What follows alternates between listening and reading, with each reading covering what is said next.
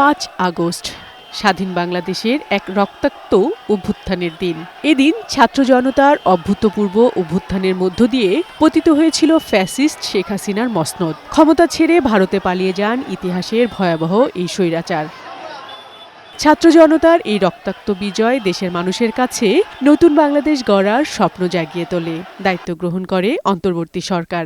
দীর্ঘদিনের স্বৈরতন্ত্রকে ভেঙে বৈষম্যহীন নতুন বাংলাদেশ গড়ার ক্ষেত্রে সরকারের সামনে এসে দাঁড়ায় রাজনৈতিক, অর্থনৈতিক ও সামাজিক নানা চ্যালেঞ্জ। গেল এক বছরে এই সরকার বিভিন্ন খাতে সংস্কার, ন্যায় বিচার প্রতিষ্ঠা, আর্থিক সচ্ছলতা ও কৌশলগত স্বাধীনতা অর্জনের লক্ষ্যে একাধিক পদক্ষেপ গ্রহণ করে।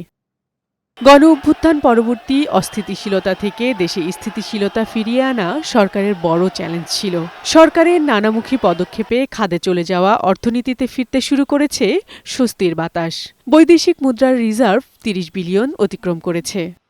গণতন্ত্রহীনতা থেকে গুণগত পরিবর্তনের জন্য রাষ্ট্র সংস্কারে ৬টি সংস্কার কমিশন তৈরি করে সরকার। তাদের সুপারিশ নিয়ে দেশের সব রাজনৈতিক দলগুলোকে নিয়ে ২ দফায় বৈঠক করে জাতীয় ঐকমত্য কমিশন, যা দেশের রাজনৈতিক প্রেক্ষাপটে একটি গুণগত পরিবর্তন বলেই মনে করেন দেশবাসী। যদিও রাজনৈতিক অঙ্গনে এখনও কাঙ্ক্ষিত পরিবর্তন আসেনি, তবে সরকারের জুলাই ঘোষণাপত্র দেশবাসীর কাছে নতুন বাংলাদেশের আকাঙ্ক্ষার জন্ম দিয়েছে।